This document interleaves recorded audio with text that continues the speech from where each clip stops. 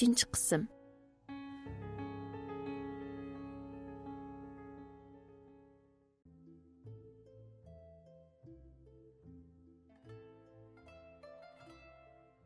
Shu asnoda yiroqdan nur to'chkisi ko'rinib, asta-asta yiqillab, keyin mashinaning gurildigan ovozi aniq anglandi.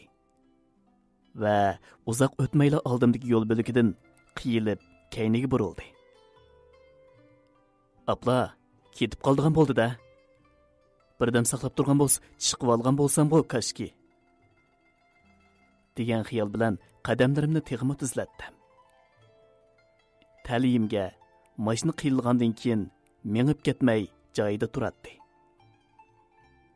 Mashinaning yeniga berishimga xuddi birsi menini saqlab turgandek mashinaning kayni eshigi ochildi. Tez chiqing. Oldimizga mahallaga berib olsam bo'ladi, dedim mashina ichidagi issiqlikdan rahatlangandek bo'lib. Shopur kayniga qarabmi qo'ymay mashinani qo'zg'atdi. Bu kechada men 3 yillik kelgandek oldimda paydo bo'lgan bu shopurning kim ekanligini bilish uchun sapsilib qarab, uning cho'qqisiga tugib olgan chechini ko'rib hayron qoldim. Ayol kishgan-ku. Bu kechida nima qilgandi bu ayol? O'g'rimi yo qaraqchimi? Azroq sur bosqandek bo'lib, tamaki tutashtirgan qiyofatda chaqmaqimni yondirdim. Chaqmaq yo'riqida egiz qilib tugib olgan chechi bilan oq rangli chapini bakma moslashgan. Ko'ziga graduslik ko'zoynak taqqigan salobatlik ayolni ko'rib, ko'nglim sal joyiga tushgandek bo'ldi. Bu kechada bu yerga bir ashlan kelganmi yoki mashinaga chiqqandan beri kayniga qarabmi qo'ymay, bir eg'iz duvanimi surmay o'ltirgan ayoldan so'radim. Ayol gap qilmadi. Balkim men bilan paranglashqisi kelmagandi deganlarni o'ylab, menmu sukutga cho'mdim. Mashina ichi issiq bo'lg'achqa badallarim bo'shab, ko'zimga uyqu yamishib ketayotgan bo'lsa-mu, qo'risiqimning ochliqi, ussizlik meni qiynab ketyotdi. Mush yerda tushamsiz yoki shaharga qaytamsiz? Tuyuqsiz anglangan ovozini cho'chib o'zimni rusladim. Tuyg'ularim meni aldayotamdi yoki bayi tush ko'rdimmi? Bu burunqi ayolimning ovozi-ku. Yo'q, u bu yerda nima ish qiladi? Yana kelib u mashina haydashni bilmasa. Mush yerda tushib qolay. Siz shaharga boramsiz? Ha, agar shaharga qaytaman desangiz alg'ash kelsam bo'ladi. Dal shu tonish, bekli tonish ovoz. Qandaqdir bir gumon bilan qorong'ulik ishida oldi qarab o'ltirgan ayolga yana bir qitim sap salgan bo'lsam-mu, na oy, na yulduz chiqmagan qorong'ulikda oldimda qarayib ko'ringan gavdadan boshqa hech nimani ko'ra olmadim. Bo'lmasa shaharga kirib ketay. Adi yig'in bordi, dedim. Rastlı ədik yığınğa keçib qalsam bo'lmaydiganligi uchunmi yoki qandaqdir bir tonish sezimning ta'siridinmi mashinadan tushgim kelmadi. Mashina o't elib chiriqi yurdi va siliq yurib ketdi. Endi menda bu shopurning burunqi ayolim ekanligi hech qanday shak qolmagan edi. Gerçi bu ayol burunqi ayolimdan ko'p silva, choch posuni va kiyinishlar o'xshamaydigan bo'lsa-mu, burunqi ayolimning mashina haydishi va bundaq kechida o'z yolg'iz sirtlarda yurish mumkin bo'lmaydigan ish bo'lsa-mu, bir tonish tuyg'u meni ishontirib turadi. Rostili sizkensiz-ku, dedim mashina cho'ng yo'lga chiqib, boshqa mashinalarning chiroq nurida voy yo'riqlik tushgandan keyin. Qandaqsigi bu kechida sizni alg'ilib olgandim. Nima? Qandaq bo'lib? Hayronliqim teximi eshib, burunqi qaraganda salobatlik, chiroyli bo'lib qolgan ayolimga tikildim. Bugun opangizning tug'ilgan kuni bo'lg'achqa uni yo'qlab kelgan. Paranglarimiz tugmay xili kech qoldim. Qaytib mangay deb tursam, ayolingiz sizni izlab opashga telefon qilgandi. Opash sizni allaqacha uyga qaytib ketdi deb xotirjam o'ltiribdi ekan. Ayolingizning telefonini olgandan keyin sizni etizlikda biror avorchilikqa yo'liqqanmidi deb ansirab meni oldingizga avatgan. Hey, bu opamniz-a. Cho'p-cho'ngli bo'lib qolgan odamdimi ansirab turgan deyman. Men telefon berib etay. Bayi sizning piyoda kelayotganligingizni ko'rgandala men telefon berib xotirjam qilib qo'ygan. Ayolim yo'ldan ko'z uzmay xotirjam o'ltiradi. Uning bu turqi, bu salopati, bu tamkinligi burunqidan osmon zamin farqlanib turadi. Uning qarab o'ltirib, ajrashgandan beri uni zodli ko'rib baxmaganimni. Ko'rib beqish tugul, uni ikki bola bilan qanday qilayotgandi deb bir qitim izlab qo'ymaganligimni o'ylab, yuzim o't olgandek bo'ldi. Balalar teshik tug'andi a? Dedim, tilim kalvalashqandek bo'lib. Yaxshi turibdi. Irfon maktabiga ko'nib qapti. Darslardan oldin qatorda mengyaptimi deydi. Ilg'arning o'rganishimi nayt yaxshi. U akam o'qigan maktabga o'tmasam bo'lmaydi deb tirishib o'rganyapti. Irfon bilan xo'shlasha olmadim. Uzitib qo'yishimga fursat bermadi u. Bu gaplarni davatib, burnimning uchi vijida etishdi. Ta'til kelganda yiningizga avatday. Sizchu qandayroq turibsiz demoqchi bo'lsam-mu, og'zimdan chiqara olmadim. Bu gapni so'rashimning hojati bormi? U yaxshi turibsizmi, yaxshi turibmisizmi, uningga nima qilib bera olayman? İki balani uningga tashlab berdim. Balalarning o'qishining toza halqiliq paytida ularni tashlab etdim. To'liq o'tirda o'qiyotgan ikki o'g'il balaning o'g'nishiga yetakchilik qilish, yaxshi oila muhiti yaratib berish, ularning iqtisodiy jihatdagi ehtiyojini qondirish uchun uningdek o'tir texnikum madaniyat saviyasi ega bir oddiy ayolning emas, mendek to'liq kursni bitirgan oliy ma'lumotli erkakningmi beshini xeyli qotirdigan ish ekanligini bilmasamkan kashki. Men pensiyaga chiqdim. Bek baldurg'u, uyda o'tirgan ayollar tiz qiyirib ketadi.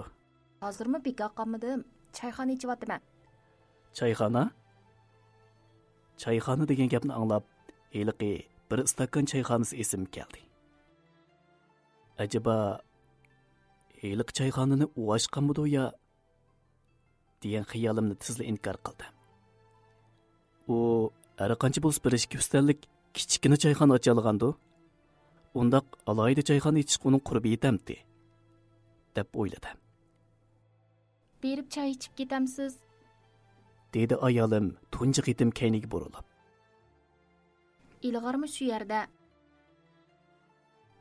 Uyga borsam, tamoq tugul bir piyola choymi icholmaydiganligimni ayolimning bilib qolmaslik uchun bormay demoqchi bo'lgan bo'lsam-mu, kichik o'g'limning ismini anglab, og'zimdan ma'qul degan gap chiqdi. Mashina haydash texnikangiz xeyli bo'ladi ekan-a? Dedim, uning shahar ko'chalaridami tamtirmay haydayotganligiga qarab. Bu mashina o'zingizningmi yoki? Balalarning zo'ri bilan parov oldim. Dedi u yo'ldan ko'z uzmay. Bu mashinani Irfon o'qishga menishning harpisida o'zi tanlab olgan. Çayxonaning sotisi yaxshi ekan-da. Sho'chidikilar bak qo'lidi. Shunga mundaqda. Mashina shaharning avod ko'chalaridan o'tib, bir istakon çayxonasi oldida to'xtaganda hayronligimni yo'shira olmay so'radim.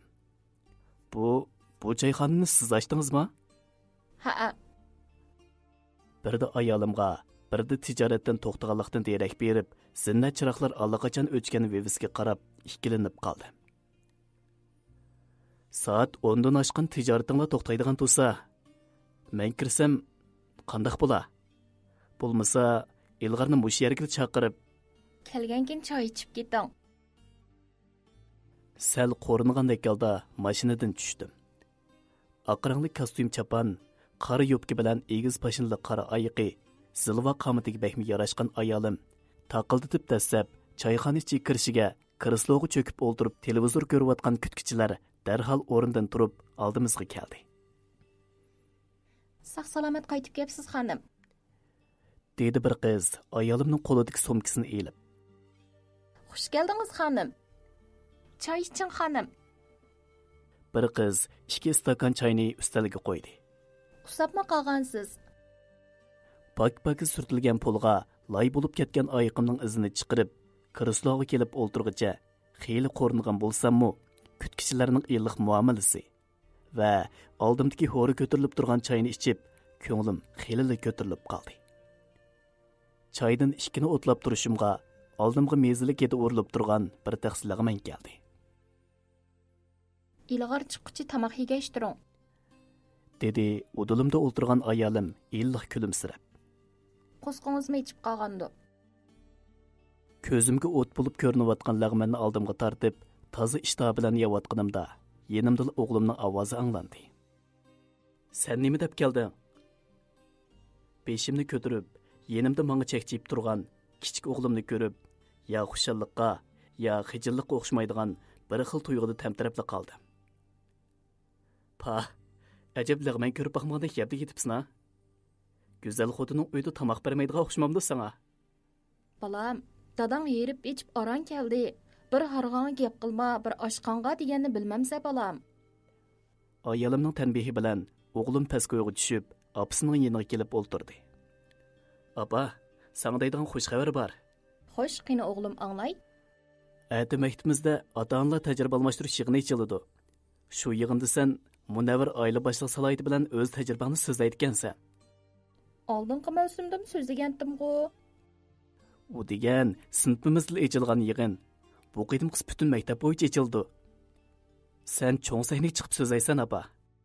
Ma'qul. Kichik o'g'lim akasining aksicha qiyni qiziq edi.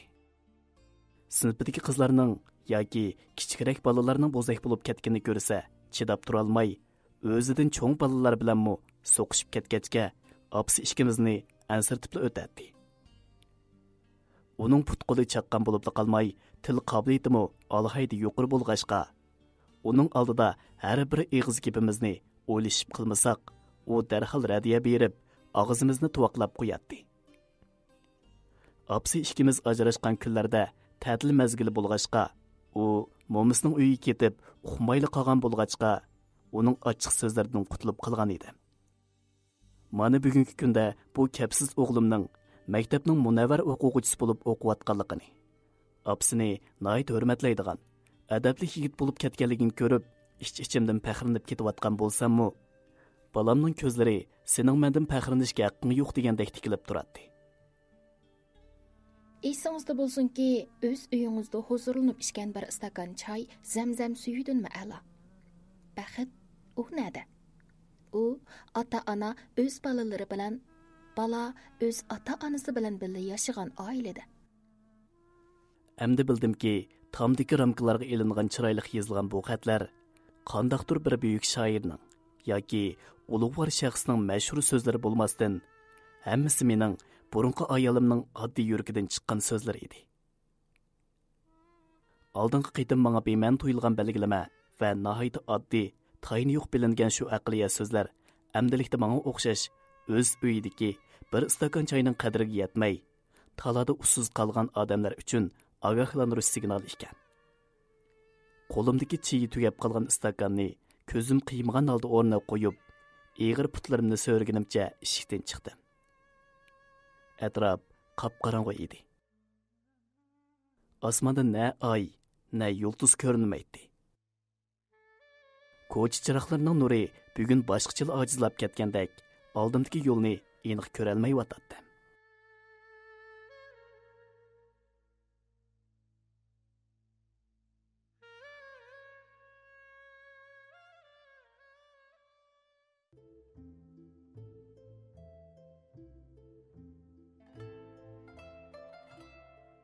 Xo'sh do'stlar, bir stakan choy nomli hikoyamizning barcha qismlari mana shu yerda tamam. Hikoyamiz balkim do'stlarimizning atrofidagi ishlar bo'lishi va balki turmushida yo'liqqan ishlar bo'lishi mumkin. Mayli hikoya bo'lsin va yoki reallikdagi ishlar bo'lsin, do'stlarimizga azroq bo'lsin aramliq bera olsak, biz ham xursand bo'lgan bo'lardik. Oxirida mazmunlarimizni yoqtirgan ham bizni qo'llab tarqitib qo'ygan barcha do'stlarimizga rahmat aytamiz. Xayr, xo'sh do'stlar, xush vaqt bo'linglar.